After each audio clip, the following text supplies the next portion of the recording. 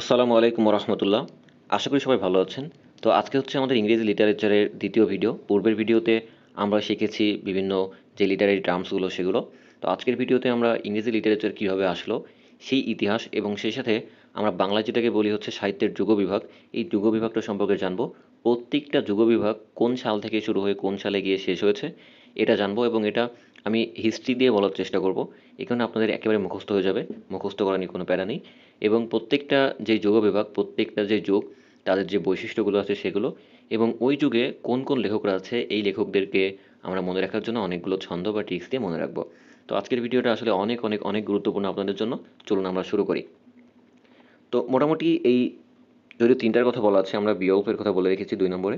বিয়ল্প আসলে আজকে আমরা দেখবো না, এটা পরবর্তী ভিডিওতে দেখবো। আজকে আমাদের মেইন টপিক হচ্ছে দুইটা। একটা হচ্ছে short history of English literature, মানে ইংরেজি লিটারেচারের যে একটা হিস্ট্রি কীভাবে আসলো, কীভাবে শুরু হলো এটা জানবো। এবং সেই সাথে the periods of English literature and the reason behind the name, মানে প্রত্যেকটা পিরিয়ড এবং তাদের এরকম নামকরণ কেন হলো এবং কত সাল থেকে কত সাল, এবং এই পিরিয়ডে কোন কোন সাহিত্যিক আছে তাদের সম্পর্কে আমরা জানবো। তো প্রথমে আসুন আমরা যদি হিস্ট্রির দিকে আসি, তো আমরা জানি আমাদের বাংলার সাহিত্যের ইতিহাসে সর্বপ্রথম যে নিদর্শন সেটি হচ্ছে চর্যাপদ। তো ইংরেজি সাহিত্যের প্রথম যেই নিদর্শন বা ইতিহাস, বা যেটাকে আমরা ইংরেজিতে বলি the first monument of English literature, সেটা হচ্ছে বিয়ল্ফ। তো এই বিয়ল্ফটা কী করে আসলো? তো আমরা জানি যে ইংরেজি লিটারেচার যেই বিস্তৃতি বা বসন্ত বা যেটা স্প্রেড, এটা এসেছিল হচ্ছে আমাদের জিওফ্রে চসারের হাত ধরে, এবং এটা ছিল প্রায় চতুর্দশ শতাব্দীর মাঝামাঝি সময়ে। কিন্তু ইংরেজি সাহিত্যের যে সূচনা লগ্ন, এটি কিন্তু এই চসারের হাত ধরে আসেনি, এটি বরং অনেক আগে এসেছে, যেটা হচ্ছে আমাদের পঞ্চদশ শতাব্দীর দিকে। তো এই পঞ্চম শতাব্দীর দিকে। তো এই পঞ্চম শতাব্দীর মোটামুটি মাঝামাঝি থেকে একাদশ শতাব্দীর মাঝামাঝি পর্যন্ত যেই যুগটা, মানে 450 সাল থেকে 1066 সাল, এই সময়টাকে আমরা বলে থাকি হচ্ছে ইংরেজি সাহিত্যের আদি যুগ বা প্রাথমিক যুগ। আমরা ইংরেজিতে যেটাকে বলি দ্য ওল্ড ইংলিশ পিরিয়ড। বোঝা গেল? এখন সালটা এরকম কেন, এখনই বলছি। তো এই যে এখান থেকেই যেহেতু ইংরেজি সাহিত্যে শুরু হয়েছে, তার মানে এটাই হচ্ছে প্রভাত বা উষা। এই কারণে এটাকে বলা হয় ইংরেজি সাহিত্যের প্রভাব। ওকে, বা আমরা ইংরেজিতে এটাকে বলতে পারি the dawn of English literature. বোঝা গেল? এখন 450 সালই কেন, এখান থেকে কেন শুরু হলো, আগে কেন না বা পরে কেন না? কারণ হচ্ছে আমরা জানি যে পশ্চিম রোমান সাম্রাজ্য, বা সংক্ষেপে আমরা যেটাকে বলি রোমান সাম্রাজ্য, এই রোমান সাম্রাজ্যের কিন্তু ব্রিটেনে পতন ঘটে হচ্ছে 476 খ্রিস্টাব্দের দিকে। তো তাদের পতনের আগ থেকেই বা তাদের পতনের পর থেকে বেশি বেশি বেশি করে এই যে যে ব্রিটেন, এই ব্রিটেন ভূমিতে বিভিন্ন দুর্ধর্ষ যেই জাতি, জলদস্যু জাতি, তারা এসে বসবাস করতে শুরু করে এবং এদের সাথে যুদ্ধ করতে শুরু করে। ওকে, তো এদের ভিতরে সব থেকে বেশি যারা এসেছিল তারা হচ্ছে আমাদের জার্মানির ইঙ্গল ভূমির কয়েকটি উপজাতি, যেমন অ্যাঙ্গেলস, স্যাক্সনস, জেয়র্স, ফ্রিশিয়ানস, এরকম আরও কয়েকটি জাতি। ওকে, তো এরা মূলত ছিল হচ্ছে জার্মানির অধিবাসী। তাছাড়াও এরা পোল্যান্ড, তারপরে ডেনমার্ক, মানে স্ক্যান্ডিনেভীয় যে অঞ্চল, এই অঞ্চলগুলো থেকে তারা আসতো। তো এই যে অ্যাঙ্গল, স্যাক্সন, জিউস, ফ্রিশিয়ান, এরা কিন্তু অনেক দুর্ধর্ষ একটা জলদস্যু জাতি ছিল, তাদের পেশায় ছিল হচ্ছে জলদস্যুতা। তো তারা আসলে খ্রিস্টান ছিল না রোমানদের মতো, তারা ছিল হচ্ছে বিভিন্ন দেবদেবীর পূজক। তাদের ধার্মিকতা আসলে অত বেশি ছিল না। তো তারা যখন ব্রিটেনে আসে তখন যে ব্রিটনসরা ছিল এদেরকে আসলে ব্রিটেন থেকে তাড়িয়ে দেয়। তারপরেও ব্রিটেনে আসলে খ্রিস্টান শাসিত একটা জাতি বাস করতো, খ্রিস্টান একটা জাতি বাস করতো যারা ছিল রোমান শাসিত। তো এদের ধর্ম ছিল হচ্ছে খ্রিস্টান। তো অ্যাংলো স্যাক্সনরা আসলে এই খ্রিস্টান ধর্মে আসলে মুগ্ধ হয়ে আস্তে আস্তে তাদের দেবদেবীর পূজা ছেড়ে দিতে শুরু করে, এবং তারা নিজেও দেখা যায় পরবর্তীতে খ্রিস্টান হয়ে যায়। তো জার্মানি, হল্যান্ড এবং ডেনমার্ক এর উপকূল থেকে এই এরা যখন এসে ব্রিটেনে বসবাস করা শুরু করে, তখন তারা নিজেদের সাথে কিছু কাব্য সংকলন নিয়ে এসেছিল হাতে করে। এটাকে কেউ বলে, আবার কেউ বলে না সাথে আনেনি, তারা হচ্ছে এই ব্রিটেনে আসার পরেই এগুলো রচনা করেছিল। তো এই যে যেই কাব্য সংকলনগুলো তারা সাথে করে নিয়ে এসেছিল বা ওখানে এসে রচনা করুক যাই করুক, যেই সংকলনটা আমরা পাই এটাকে বলা হয় হচ্ছে বিয়ল্ফ।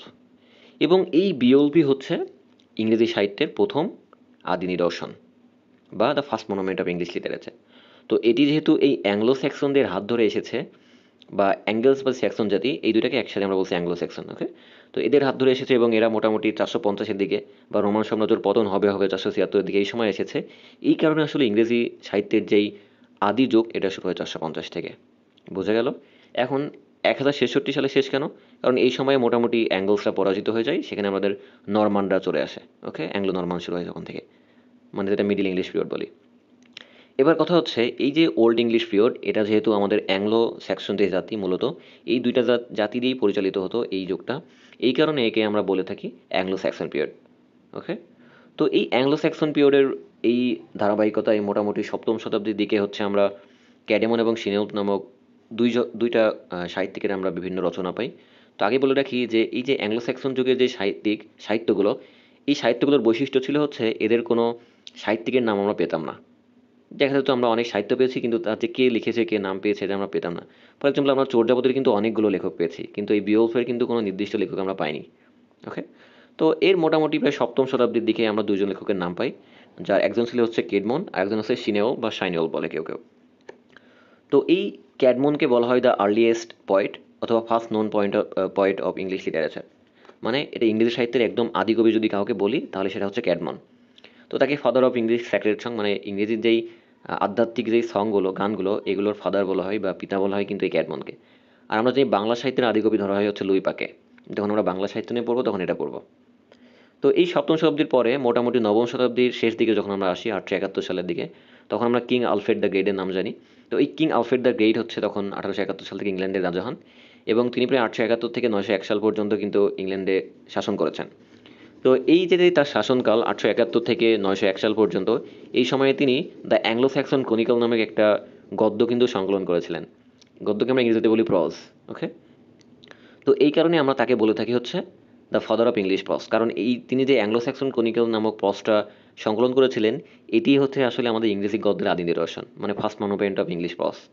ওকে, আর বাংলা সাহিত্যের যদি প্রথম গদ্যের কথা বলি সেটা হচ্ছে কৃপার শাস্ত্রের অর্থভেদ, এবং বাংলা গদ্যের জনক যদি বলি সেটা হচ্ছে ঈশ্বরচন্দ্র বিদ্যাসাগর। ওকে, তো এই যুগে আসলে আরেকজন ঐতিহাসিকের সন্ধান আমরা পাই, যিনি লেখক ছিলেন কিন্তু ঐতিহাসিক লেখক। ওকে, মানে ইতিহাস নিয়ে লেখালেখি করতেন। তিনি হচ্ছেন সেন্ট ভেনারেবল বিড। তো এই সেন্ট ভেনারেবল বিড হচ্ছে আমাদের ইংরেজি সাহিত্যের প্রথম নোন হচ্ছে হিস্টেরিয়ান।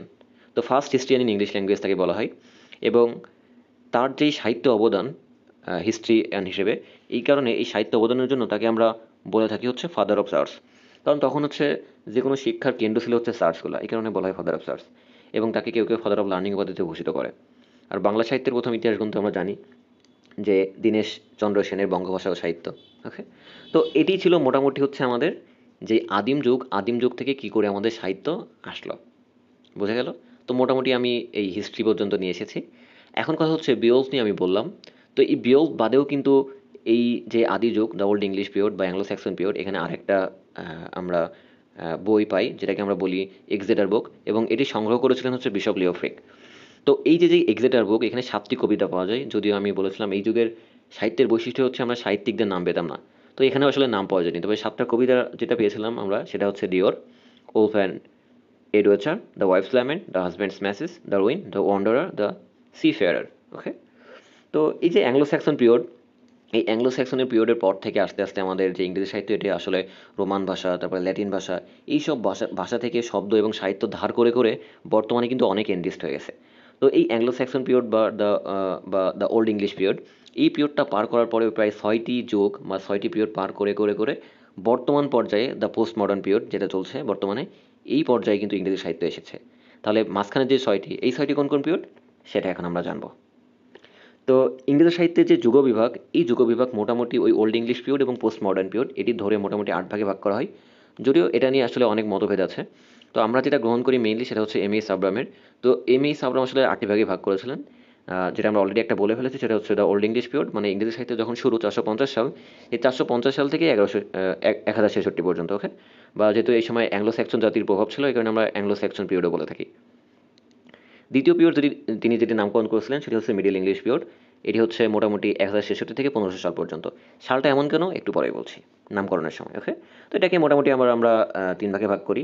একটা হচ্ছে অ্যাংলো নর্মান পিরিয়ড, মানে এই যে অ্যাংলো স্যাক্সন এদেরকে বিতাড়িত করে বা এদেরকে যুদ্ধে পরাজিত করে যখন নর্মানরা আসলো, সেই যুগটা মোটামুটি 1066 থেকে 1340 সাল পর্যন্ত, এটাকে আমরা বলি অ্যাংলো নর্মান পিরিয়ড।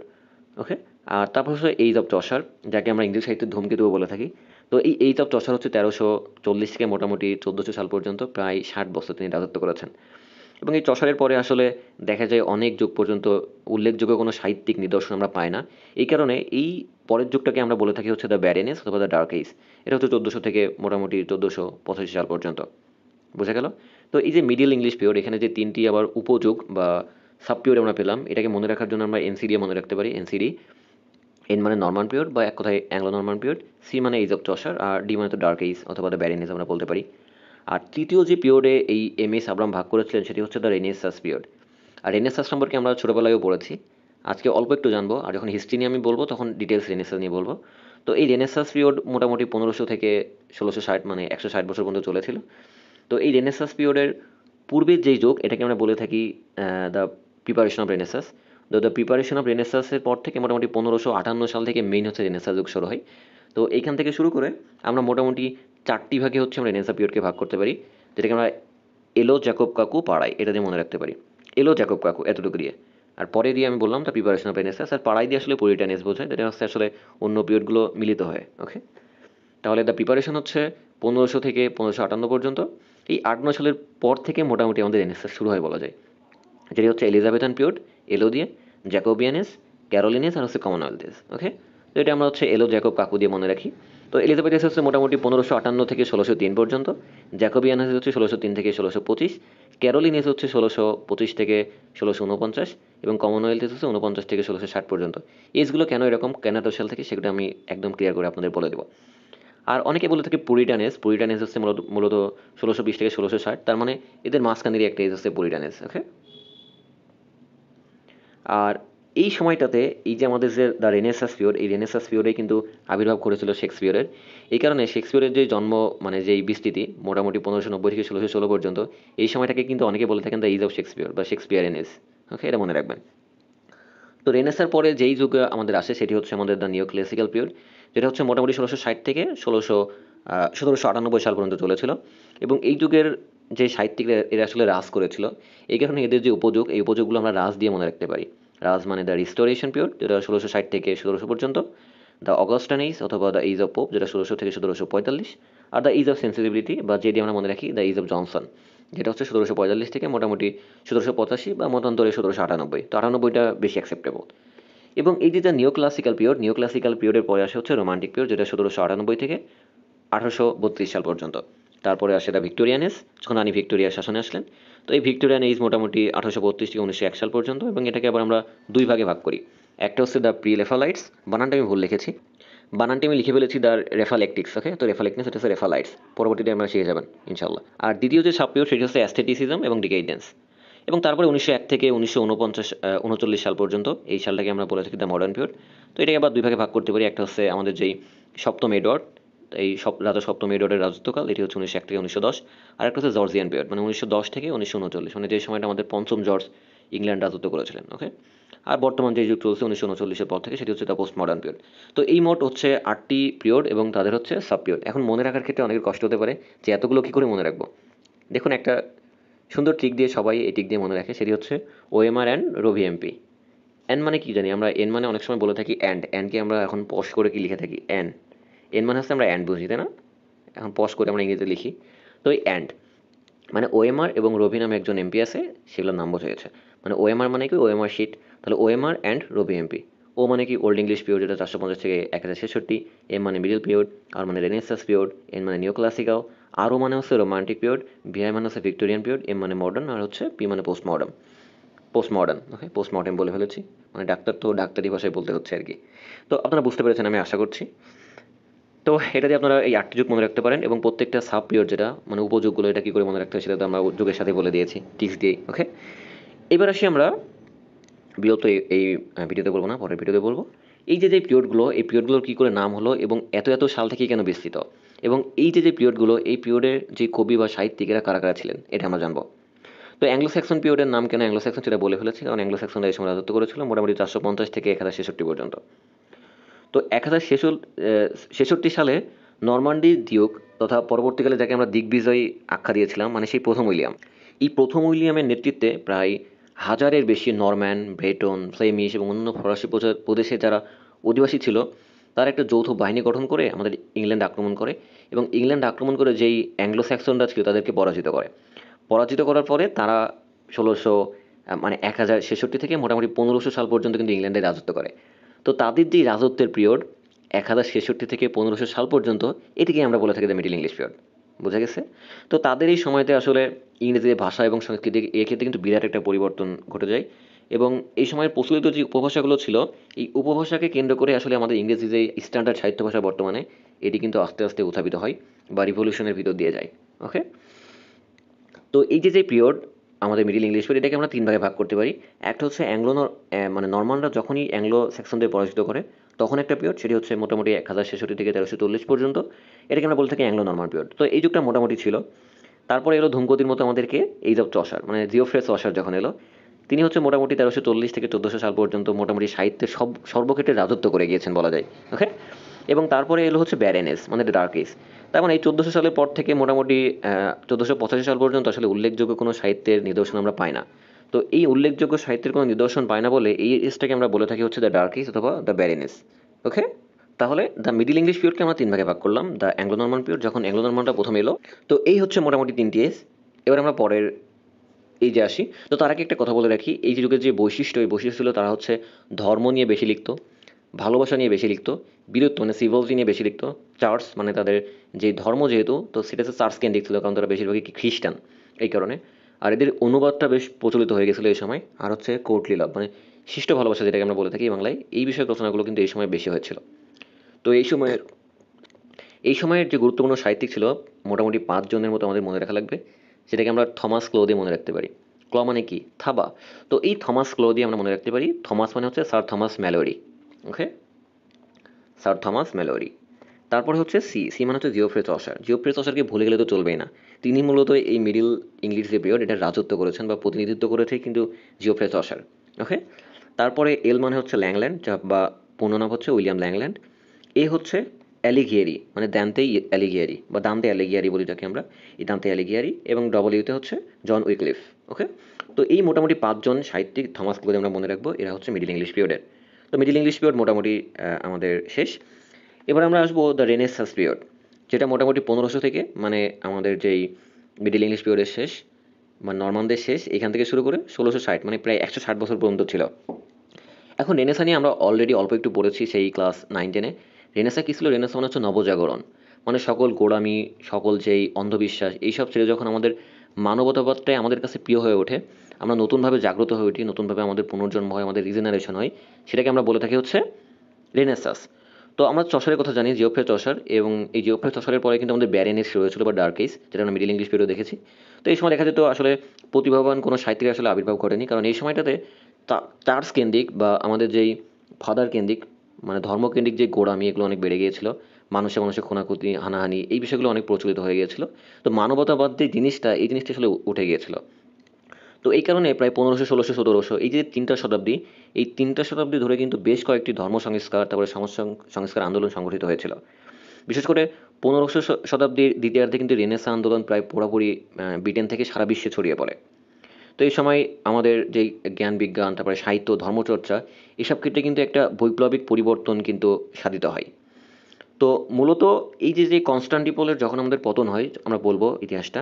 কনস্টান্টিনোপল বলতে বর্তমানে আমরা যেটা ইস্তানবুল বলি, তুরস্কের, এই ইস্তানবুলের যখন পতন হয় মোটামুটি 1453 সালে, তখন তারপর থেকে কিন্তু মেইনলি রেনেসাঁ শুরু হয়েছে। এবং রেনেসাঁ শুরু হয় কিন্তু আমাদের ইতালির ফ্লোরেন্স টাউন থেকে। তো ফ্লোরেন্স শহর থেকে রেনেসাঁ যখন বাইরের দিকে যেতে শুরু করে, ইতালির বাইরে বা ইতালির চারদিকে ছড়িয়ে পড়তে শুরু করে, তখন থেকেই মূলত মানুষের ভিতরে একটা ধারণা আসে যে আমরা অজানাকে জানবো, দেখাকে দেখবো, নতুন কিছু আবিষ্কার করব, এবং সর্বত্র মানুষে মানুষে ভালোবাসা ছড়িয়ে দেবো। মানে আমাদের কাছে সবার উপরে মানুষ সত্য, তাহার উপরে নাই, এই কথাটাই আমাদের কাছে প্রধান হয়ে উঠবে। তো এই যে মানবতাবাদ তখন থেকে মানুষের ভিতরে চলে আসলো, এই যে যুগটা, এই যে রেনেসা হলো, এই যুগটাকে আমরা বলে থাকি দ্য রেনেসাস পিরিয়ড। তো এটা মোটামুটি 160 বছর পর্যন্ত, মানে 1500 থেকে 1660। ওকে, মানে 160 বছর। তো এর মধ্যে প্রথম যে পিরিয়ডটা মোটামুটি 1500 থেকে 1558 পর্যন্ত, এটাকে আমরা বলে থাকি দ্য প্রিপারেশন অফ রেনেসা। কারণ এই সময়টাতে দেখা যেত আসলে প্রিপারেশন দিতে নিতেই, মানে রেনেসা শুরু হবে এই করতে করতে হয়ে গেছে। রেনেসা মেইনলি শুরু হয়েছে হচ্ছে 1558 সালের পর থেকে। তো এই কারণে আমরা মোটামুটি রেনেসার যে পিরিয়ড, এটাকে 4টা পিরিয়ডে ভাগ করি, যেটা পড়বে বলেছে, আমি এখন বলবো একটু পরে। তো আপাতত আমরা প্রিপারেশনের দিকে আসি। তো এই প্রিপারেশন পর্যায়ে আমরা মেইনলি 4টা সাহিত্যিকের অনেক নাম পাবো। একটা হচ্ছে স্যার থমাস মুরি, একটা হচ্ছে নিকোলো ম্যাচিভেলি, একটা হচ্ছে নিকোলাস উদাল, আর একটা হচ্ছে স্যার ডেভিড লেন্সলে। এই 4জন সাহিত্যিকের নাম আমাদের একটু মনে রাখা লাগবে, যেটা হচ্ছে প্রিপারেশন ফর রেনেসাস পিরিয়ডের 4জন সাহিত্যিক। কে কি? থমাস মুরি, ম্যাচিয়াভেলি, নিকোলাস উদাল আর ডেভিড লেন্সলে। ওকে, মনে থাকবে আশা করি। এটার জন্য আমি আসলে কোনো টিক ব্যবহার করিনি, পরবর্তী বেশিরভাগই আমাদের টিক ব্যবহার করা আছে, এবং এগুলো খুব সহজে মুখস্থ হয়ে যাবে ইনশাল্লাহ। এখন বললাম যেটা, যে পিরিয়ড অফ রেনেসাসকে 4টি ভাগে ভাগ করি, যেটাকে আমরা এলোপ জ্যাকব কাকু দিয়ে মনে রাখি, মানে Elizabeth period, Jacobean period, Caroline period, Commonwealth period. তো প্রথম হচ্ছে এলিজাবেথ পিরিয়ড। তো এলিজাবেথ পিরিয়ড বলতে বোঝা হচ্ছে আমাদের কুইন এলিজাবেথের কথা মনে আছে অবশ্যই। তো এই কুইন এলিজাবেথ যখন প্রথম আমাদের ইংল্যান্ডের সিংহাসনে বসেন, যেটা 1558 সালে, তখন থেকে শুরু করে তার পুরো শাসনকাল মানে 1603 সাল পর্যন্ত এই কুইন এলিজাবেথের শাসনকালকে আমরা বলে থাকি হচ্ছে দ্য এলিজাবেথান পিরিয়ড। বোঝা গেছে? তো এই যে সময়টা, এই 45 বছর 1558 থেকে মোটামুটি 1603 পর্যন্ত, এই সময়টাকে বলা হয় the golden age of English literature. কারণ এই কুইন এলিজাবেথের সময় কিন্তু ইংরেজি লিটারেচারের প্রভূত উন্নয়ন সাধিত হয়েছিল। স্বর্ণযুগ বলে এই কারণে এটাকে। ওকে, আবার এই যুগকে অনেকে বলে থাকে the nest of singing birds and age of original romanticism. আর এই যুগেই কিন্তু জন্ম হয়েছিল আমাদের সেই বিখ্যাত উইলিয়াম শেক্সপিয়র। এবং শেক্সপিয়রের কারণে কিন্তু এই যুগে দেখা যেত আমাদের যে নাটকগুলো কিন্তু ব্যাপক বিস্তৃতি লাভ করেছিল। ওকে, এবং অধিকাংশ নাটকই আমাদের কুইন এলিজাবেথ ওয়ান যিনি, তার সামনেই উপস্থাপন করা হতো।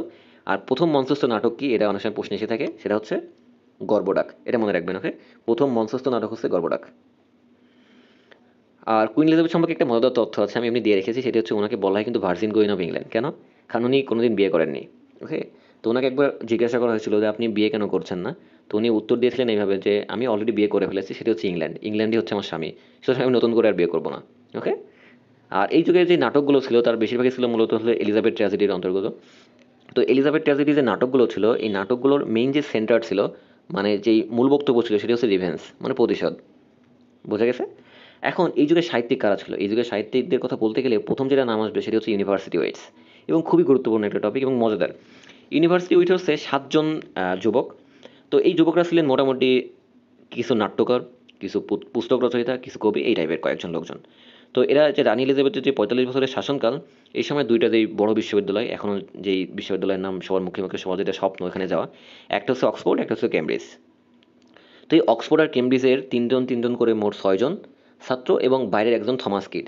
এই যে 7 জন, এই 7 জনকে বলা হতো হচ্ছে ইউনিভার্সিটি ওয়েটস। তো তারা বিভিন্ন সময়ে নাটক রচনা করতো বা কুইন এলিজাবেথের সামনে বিভিন্ন নাটক বা সাহিত্য পেশ করতো। এটা এদের কাজ ছিল এবং এদেরকে পণ্ডিত বলা হতো এই কারণে। এই ইউনিভার্সিটির বাংলা করলেই কিন্তু হয় হচ্ছে বিশ্ববিদ্যালয়ের পণ্ডিত। তো অক্সফোর্ড ইউনিভার্সিটির 3 জন ছিল, একটা হচ্ছে থমাস লস, একটা হচ্ছে জর্জ বেলে, একটা হচ্ছে জন লিলি। ওকে, এদের আমি মুখস্থ করিয়ে দেবো এখনই, ঠিক আছে। আর যেটা হচ্ছে ক্যামব্রিজের 3 জন ছিল, সব থেকে বিখ্যাত যিনি মোটামুটি ইউনিভার্সিটির ভিতরে, সেটি হচ্ছে ক্রিস্টোফার মার্লেও। ওকে, তারপরে রবার্ট গ্রিন, থমাস ন্যাশে। আর কোনো বিশ্ববিদ্যালয়ের ছাত্র না হয়েও আমি বললাম সেটা হচ্ছে থমাস কি, তিনিও কিন্তু ইউনিভার্সিটি উইটসের ভিতরে ছিল, কিন্তু তিনি কোনো বিশ্ববিদ্যালয়ের ছাত্র ছিলেন না। তো ইনারা ছাড়াও মোটামুটি Thomas Norton, Thomas Sackville, Edmund Spenser, তারপরে sir Philip Sidney, Francis Bacon, William Shakespeare, এনারা কিন্তু এই যুগের খুব বিখ্যাত সাহিত্যিক ছিলেন। তো অনেক সময় প্রশ্ন এসে থাকে যে উইলিয়াম শেক্সপিয়রের সমসাময়িক সাহিত্যিককে, সেটা হচ্ছে ক্রিস্টোফার মার্লো। মানে এদের এজ দেখুন মোটামুটি সেম দিকে। একটা হচ্ছে 1564 থেকে 1593, আর শেক্সপিয়র একটু বেশি ছিলেন, মোটামুটি 1616 পর্যন্ত। Okay? তো সালটাল এগুলো না প্রয়োজন। এখন এই যে এতগুলো নাম, এটা সাহিত্যিকের নাম, এটা মুখস্থ কী করে করবো? খুব সোজা। আমরা ইউনিভার্সিটি উইটের কথা আসি 7 জন। একজনকে ইউনিভার্সিটির ছাত্রই না, তিনি গেছিলেন থমাস কিড মুখস্থ হয়ে যাবে ইনশাল্লাহ। এখন অক্সফোর্ড ইউনিভার্সিটির 3 জন, ক্যামব্রিজ ইউনিভার্সিটির 3 জন। অক্সফোর্ড ইউনিভার্সিটির কোন 3 জন? আমরা মনে রাখতে পারি লিলি পেলো লাস, মানে লিলি লজ্জা পেল। লিলি মানে জন লিলি, পেলো মানে হচ্ছে জর্জ পেল বা জর্জ পেলে বলে কেউ। আরেকটা হচ্ছে লাজ মানে হচ্ছে লজ, থমাস লজ। ওকে, তো এই 3 জন হচ্ছে অক্সফোর্ড ইউনিভার্সিটির। আর ক্যামব্রিজ ইউনিভার্সিটির 3 জন কারা? নেশায় মরল গ্রিন, মানে নেশা করে করেই মারা গেছে। তো এই নেশায় মরল গ্রিন এর মানে হচ্ছে থমাস ন্যাশে, রবার্ট গ্রিন আর ক্রিস্টোফার মার্লেও। মনে থাকবে? এবার বাকি যেই সাহিত্যিকরা আছে এই আমাদের এলিজাবেথান পিরিয়ডে, তারা কারা? তাদেরকে আমরা মনে রাখতে পারি নর্টন, সিডনির স্পিনার। আমরা সিডনির কথা জানি, আমাদের বিগ ব্যাশ লিগ হয় অস্ট্রেলিয়াতে, সেখানে সিডনির 2টা দল আছে, একটা হচ্ছে সিডনি থান্ডার, একটা হচ্ছে সিডনি সিক্সার। তো এই সিডনির যে কোনো একটা দলের, হয় থান্ডারে না হয় সিক্সারের একটা প্লেয়ার ধরুন, তিনি হচ্ছে স্পিনার, তার নাম হচ্ছে এডওয়ার্ড নর্টন। ওকে, বা থমাস নর্টন বলি আমি, যেহেতু এর নাম থমাস নর্টন মেইনলি এই সাহিত্যিকের নাম। তো থমাস নর্টন মনে করুন তার নাম, তিনি একজন স্পিনার। আর আরেকজন হচ্ছে শ্যাকবেল। তো শ্যাকবিল হচ্ছে আমাদের ফ্রান্সের যেই পিয়ার, মানে কি লাভ, ইংরেজিতে মানে উর্দু বা হিন্দিতে এটাকে বলি। তো নর্টন এবং শ্যাকভিল 2 জনের কথা বলা আছে, যে নর্টন হচ্ছে সিডনির একজন স্পিনার, এবং শ্যাকভিল যিনি, ইনার বাসা হচ্ছে ফ্রান্সে, তিনি ফ্রান্সের খুব প্রিয় একজন লোক, মানে পিয়ারা একজন লোক। তো এটা মনে রাখবেন, নর্টন সিডনির স্পিনার, আর শ্যাকভিল ফ্রান্সের পেয়ার। তো নর্টন মানে থমাস নর্টন, সিডনির মানে কি স্যার ফিলিপ সিডনি, স্পিনার মানে কি এডমন্ড স্পেন্সার, শ্যাকভিল মানে কি থমাস শ্যাকভিল, ফ্রান্সের মানে কি ফ্রান্সিস বেকন, আর পিয়ার মানে কি শেক্সপিয়ার, ওই পিয়ার। বোঝা গেল? আশা করি এলিজাবেথান পিরিয়ডের যে সাহিত্যিক আছে এদেরকে আপনাদের মুখস্থ হয়ে যাবে। তারপরে আসুন দ্য জ্যাকোবিয়ান পিরিয়ড। আর জ্যাকোবিয়ান পিরিয়ড কেন বলছে একে? এই একই কারণে, এই সময় ইংল্যান্ডের রাজা কে ছিল তার উপরে ভিত্তি করে এর নাম জ্যাকব। তো রানী এলিজাবেথের যখন মৃত্যু হলো 1603 সালে, তারপরে তার দূরসম্পর্কে এক কাজিন ছিল, মানে চাচাতো ভাই, যার নাম হচ্ছে জেমস। তো এই জেমস তখন হচ্ছে আমাদের স্কটল্যান্ডের রাজা ছিল 1567 সালে, মানে যে সময় হচ্ছে আমাদের রানী এলিজাবেথ আমাদের ইংল্যান্ডের রাজা ছিল, সেই সময় হচ্ছে এই জেমস ছিল হচ্ছে স্কটল্যান্ডের রাজা। তো তিনি 1567 সালে স্কটল্যান্ডের রাজা হিসেবে চতুর্থ জেমস নাম নিয়ে সিংহাসনে বসেন। তো যেই মুহূর্তে এলিজাবেথ মারা গেল তখন তিনি স্কটল্যান্ডের ক্ষমতা ছেড়ে দেন এবং চলে আসেন তিনি হচ্ছে ইংল্যান্ডে। তো তখন তিনি 1603 সালে ইংল্যান্ডের রাজা হিসেবে সিংহাসনে বসেন প্রথম জেমস নাম নিয়ে। পঞ্চম জেমস থেকে প্রথম, সরি, চতুর্থ জেমস থেকে প্রথম জেমস। ওকে। তো এই জেমস নামটির অ্যাকচুয়ালি ল্যাটিন হচ্ছে জ্যাকোবাস। ওকে। তো এই জ্যাকোবাস থেকে আসলে জ্যাকোবিয়ান শব্দটা এসেছে। তো এই জেমসের সময়কাল বলে এটাকে আমরা বলে থাকি হচ্ছে the Jacobean period. Okay, Latin নাম থেকে। তো এই যুগে আসলে দুই ধরনের পয়েন্টের নাম আমরা পাবো, একটা হচ্ছে মেটাফিজিক্যাল পয়েন্ট, একটা হচ্ছে ক্যাভালিয়ার পয়েন্ট। তো ক্যাভালিয়ার কারা, মেটাফিজিক্যাল কারা, এটা একটু পরে আমি বলছি। ওকে, মেটাফিজিক্যাল পরের স্লাইডে আমি বলবো খুব ক্লিয়ার করে, এবং ক্যাভালিয়ারটা অনেক মজাদার এর পরের পিরিয়ডে বলবো, যেটা ক্যারোলিন পিরিয়ড। ওকে। তো এই যুগে স্কটল্যান্ডের রাজা যেহেতু ইংল্যান্ডের হয়ে গেলেন, এই কারণে স্কটল্যান্ড আলটিমেটলি আমাদের ইংল্যান্ডের ভিতরে চলে আসে, এবং ব্রিটিশের যে কলোনিয়ালিজম মানে উপনিবেশ, সেটা কিন্তু এই যুগেই শুরু হয়েছিল। তো আর ব্রিটেনকে এই সময় থেকে কিন্তু বলা হতো গ্রেট ব্রিটেন। আর নন ড্রামাটিক যে পোয়েট্রি, এগুলো কিন্তু এই সময় অনেক বেশি জনপ্রিয় হয়ে ওঠে। এখন কথা হচ্ছে, যেটা হচ্ছে অধিবিদ্যামূলক কবিতা, বা যেটাকে আমরা বলছি মেটাফিজিক্যাল পয়েম বা মেটাফিজিক্যাল পয়েন্ট, এই জিনিসটা কি? এটা হচ্ছে মেটাফিজিক্স, আমরা জানি দর্শনের একটা শাখা, তাই না? তো সেটা হচ্ছে আধ্যাত্মিকতা। তো এই যে যেই সব কবিতাতে আমরা ফিজিক্যালিটি, মানে একটা ফিজিক্যাল যে অনুভব বা ফিজিক্যাল যে উপস্থিতি, এটার পরিবর্তে যে আধ্যাত্মিকতা মানে ইমাজিনেশন, তারপরে রিলিজিয়ন, মানে আধ্যাত্মিক জিনিসপত্র যেখানে আমরা প্রাধান্য দিই, এই ধরনের সাহিত্যকে আমরা বলে থাকি হচ্ছে মেটাফিজিক্যাল পোয়েট্রি। ওকে। তো মেটাফিজিক্যাল পোয়েট্রি কি, যেখানে আমরা ফিজিক্যালিটির থেকে আধ্যাত্মিকতা বেশি হচ্ছে প্রাধান্য দিব। তো এই ধরনের যেই মেটাফিজিক্যাল পোয়েট্রি, এই মেটাফিজিক্যাল পোয়েট্রির ফাদার বলা হয় হচ্ছে জন ডানকে। যদিও জন ডান বাদে কিন্তু আরও অনেকে কিন্তু এই মেটাফিজিক্যাল পয়েম যেগুলো লিখতো, কিন্তু জন ডান যেটা অনেক বেশি লিখতো, এবং ইনি আসলে এই মেটাফিজিক্যাল পয়েমটির আসলে পরিচয় করিয়েছিলেন মানুষের সাথে। এই কারণে তাকে বলা হচ্ছে the father of metaphysical poem. তো তার বিখ্যাত কয়েকটি পয়েম আছে, যেমন the good morrow, the flea, no man is an island, a valediction forbidding mourning. এইগুলো হচ্ছে এই জন ডানের বিখ্যাত কিছু মেটাফিজিক্যাল পয়েম বা অধিবিদ্যামূলক কবিতা, যেটাকে আমরা বাংলাতে বলি। এটা আমি পূর্বের ভিডিওতে বলেছি অলরেডি সম্ভবত, যে যখন আমরা লিটারেরি টার্ম শিখি। ওকে। এখন এই যে প্রোটেস্ট্যান্টরা, এই যুগেই কিন্তু তারা তিন ভাগে ভাগ হয়ে যায়, একটা হচ্ছে অ্যাংলিকান, একটা হচ্ছে প্রেসবাইটেরিয়ান, একটা হচ্ছে পিউরিটান। ওকে। তো প্রোটেস্ট্যান্ট কারা, ক্যাথলিক কারা, এটা নিয়ে আমি যখন ইতিহাস বলবো তখন বলবো, এখানে বলতে গেলে অনেক সময় লাগবে, আমি বলছি না। ওকে, মনে রাখুন যে তিন ভাগে ভাগ হয়ে যায়, এতটুকুই। এখন এই যুগে সাহিত্যিকগণ অনেক আছে, তাদেরকে কী করে মনে রাখবো? আমরা মনে রাখতে পারি এইটা দিয়ে, যে তিনজন। ওকে, তিনজন অ্যান্ড আব্রাহাম হেনরি। তিনজন অ্যান্ড আব্রাহাম হেনরি। তিনজন মানে কি, তিনটা জন আছে এখানে। একটা হচ্ছে জন ডান, একটা হচ্ছে জন ওয়েস্টার্ন, একটা হচ্ছে বেন জনসন। এই জনসনকে আমি জন ধরেছি। তিনজন কে কে? জন ডান, জন ওয়েবস্টার, আর হচ্ছে বেন জনসন। আর অ্যান্ড মানে এডমন্ড। ওকে, সরি, অ্যান্ড্রিউ মার্ভেল। তো অ্যান্ডি হচ্ছে অ্যান্ড্রিউ মার্ভেল। অ্যাব্রাহাম মানে কি, অ্যাব্রাহাম কাউলি। আর হেনরি দিয়ে হচ্ছে হেনরি ভন। তো এই যে যেই মোটামুটি ছয়জন, এই ছয়জনের নাম মনে থাকবে না? ইনশাল্লাহ মনে থাকবে, এটা মনে রাখবেন, তিনজন অ্যান্ড আব্রাহাম হেনরি। তারপরে আসলে ক্যারোলিন পিরিয়ড। তো রাজা জেমসের যখন মৃত্যু হলো, তারপরে তার যেই বড় ছেলে চার্লস ওয়ান, এই চার্লস ওয়ান হচ্ছে 1626 সালে সিংহাসনে বসেন। তো এই ক্যারোলিন পিরিয়ড নাম কেন? এই চার্লসের ল্যাটিন নাম হচ্ছে ক্যারোলাস। তো এই ক্যারোলাস থেকে আসলে ক্যারোলিন শব্দটা আসে। এই কারণে এই চার্লস ওয়ানের নাম অনুসারে আমরা এই এজটাকে বলে থাকি হচ্ছে দ্য ক্যারোলিন এজ। তো তার জন্ম থেকে শুরু করে, মানে তার সিংহাসনে আরোহণ থেকে শুরু করে 1626 থেকে মোটামুটি 1649 যে সাল, এই সময়টাকে আমরা বলে থাকি দ্য ক্যারোলিন পিরিয়ড। ওকে। যে ক্যাভালিয়ারের কথা বললাম, আমি বললাম যে ক্যাভালিয়ার্স আছে। তো এই ক্যাভালিয়ার বিষয়টা আমি এখানে বলছি। এই যে যেই চার্লস ওয়ানের সময়, এই সময় কিন্তু ইংল্যান্ডে খুব গৃহযুদ্ধ চলছিল। তো এই যুদ্ধে সাহিত্যিক যারা ছিল, তারাও দেখা গেল যে দুইটা ভাগে ভাগ হয়ে গেল। একটা হচ্ছে ক্যাভালিয়ার্স, আর একটা হচ্ছে রাউন্ড হেডস। তো যারা হচ্ছে আমাদের এই কিং চার্লসের পক্ষে ছিল, তাদেরকে বলা হতো ক্যাভালিয়ার্স বা সাপোর্টার্স অফ কিং। আর যারা পার্লামেন্ট পক্ষ ছিল, তাদেরকে বলা হতো রাউন্ড হেডস বা সাপোর্টার অফ দ্য পার্লামেন্ট। ওকে। তো আলটিমেটলি দেখা যায় ক্যাভালিয়ার্সদের আসলে আমাদের রাউন্ড হেডের কাছে পরাজিত হতে হয়, এবং খুবই মর্মান্তিক ঘটনা। তারপরেও বলতে হচ্ছে যে 1649 সালে 30শে জানুয়ারি রাজা যে চার্লস ওয়ান, একে জনসম্মুখে শিরচ্ছেদ করা হয়। ওকে। তো পূর্বে যেটা এলিজাবেথান এজ যেটা বললাম, এখানে একটা কবির কথা আমি বলেছিলাম, এডমন্ড স্পেন্সার। তো এডমন্ড স্পেন্সার কিন্তু মোটামুটি আমাদের ওই যুগটাতে, এলিজাবেথান এজ এবং তারপরে যে জ্যাকোবিয়ান এজ, এই যুগটাতে কিন্তু তিনি মোটামুটি যেই কবিতার রাজে তিনি রাজত্ব করেছেন। তো তারপরে যদি কারোর কথা বলতে হয়, সেটা হচ্ছে দুইজন, একটা হচ্ছে বেন জনসন, একটা হচ্ছে জন ডান। এই দুজনে কিন্তু তাদের পরে মানে এডমন্ড স্পেন্সারের পরে এই কবিতাটার যে বেশ মানে দাপটের সাথে কাজ করেছেন। তো এই যে ক্যাভালিয়ার্সদের কথা বললাম, এই ক্যাভালিয়ার্সরা মূলত ছিল হচ্ছে আমাদের বেন জনসনের অনুসারী, এবং বেন জনসন ছিলেন একজন সেকুলার, মানে কি বলে, ধর্মনিরপেক্ষ। তো বেন জনসন যেহেতু সেকুলার, তাহলে তার অনুসারীরা অবশ্যই সেকুলারই হবে, তাই না? তো তার অনুসারীরা আসলে সেকুলারই ছিলেন। এই কারণে এই যে তার অনুসারীরা বা ক্যাভালিয়ার্সদেরকে কিন্তু এটা বলা হয় যে তারা সন অফ বেন, মানে তারা হচ্ছে বেন জনসনের পুত্র, এবং তারা সেকুলার পয়েন্টস। ওকে, তো কয়েকজন ক্যাভালিয়ার্স নাম আমাদের মনে রাখা লাগবে এবং খুবই সহজ, সেটা হচ্ছে Robert Herrick, Richard Lovelace, Thomas ক্যারিও, আর হচ্ছে জন স্যাকলিং। এবং তাছাড়াও ক্যাভালিয়ার্স মধ্যে আরেকজন আছে জর্জ হারবার্ট। এই জর্জ হারবার্টও কিন্তু বেশ বিখ্যাত একজন কবি এই আমাদের ক্যারোলিন যুগের। বোঝা গেল? তো এই মোটামুটি ক্যারোলিন পিরিয়ডের শেষ, তারপরে আসুন কমনওয়েলথ পিরিয়ড। তো কমনওয়েলথ পিরিয়ড কি, যখন আমাদের চার্লস ওয়ান মৃত্যুবরণ করলো, তো এই চার্লস ওয়ানের মৃত্যুবরণের পরে দ্বিতীয় চার্লস যে সিংহাসনে বসবেন, তিনি সিংহাসনে বসেছিলেন 1660 সালে। তো 1660 সালের আগ পর্যন্ত 1649 সালে তো মারা গেছে আমাদের চার্লস ওয়ান, যাকে শিরশ্ছেদ করা হয়েছিল। এই যে 1660 সালে রাজা দ্বিতীয় চার্লস সিংহাসনে বসবেন, এর পূর্ব পর্যন্ত মানে 1649 সাল থেকে যে সময়টা, এই সময়টাকে আমরা বলে থাকি যে কমনওয়েলথ পিরিয়ড। কারণ এই সময় কোনো রাজতন্ত্র ছিল না, কোনো রাজা ছিল না, মোটামুটি গণতন্ত্র এখানে প্রস্তুত ছিল। তো এই কারণে এই পিরিয়ডটাকে আমরা বলে থাকি গণতান্ত্রিক পিরিয়ড, অথবা ইংরেজিতে বলি কমনওয়েলথ পিরিয়ড। বোঝা গেল? তো এই সময়ে গৃহযুদ্ধের সময় যে আমাদের রাজনৈতিক বিভিন্ন উত্তলতা, সাহিত্যিক উত্তলতা, এই কারণে যে পিউরিটান ছিল, এই পিউরিটানরা নাট্যশালা, তারপরে যেই থিয়েটার, এগুলো বন্ধ করে দিয়েছিল। তো কমনওয়েলথ যুগে এসে আসলে সেগুলো আবার খুলে দেওয়া হয়, এবং এই যুগে কিন্তু বেশ উল্লেখযোগ্য কিছু সাহিত্যের সৃষ্টি হয়, যেমন জন মিল্টনের কথা মনে আছে। তো এই জন মিল্টন কিন্তু পলিটিক্যাল প্যাম্পলেটস, তারপরে থমাস হোবসের লেভিয়াথান, এই জিনিসগুলো কিন্তু এই যুগেই সৃষ্টি হয়েছিল।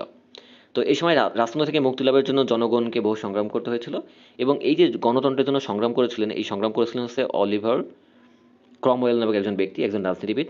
তো এই অলিভার ক্রমওয়েল হচ্ছে মোটামুটি এখানে রাজতন্ত্র বা কমনওয়েলথ ফিরিয়ে নিয়ে আসেন। ওকে, আর এর সমাপ্তি হয় মেইনলি হচ্ছে আমাদের 1660 সালে, যখন রিচার্ড ক্রমওয়েল, তো রিচার্ড ক্রমওয়েল আরেকজন, মানে তার নাম ক্রমওয়েল কিন্তু অলিভার ক্রমওয়েল কিন্তু আর ইনি সেম না, আলাদা। ওকে, তো রিচার্ড ক্রমওয়েল হচ্ছে মোটামুটি যখন ক্ষমতাচ্যুত হলেন 1660 সালে, এবং রাজা দ্বিতীয় চার্লস যখন ক্ষমতায় আসলেন, তখন থেকে আসলে কমনওয়েলথ পিরিয়ডের শেষ হয়।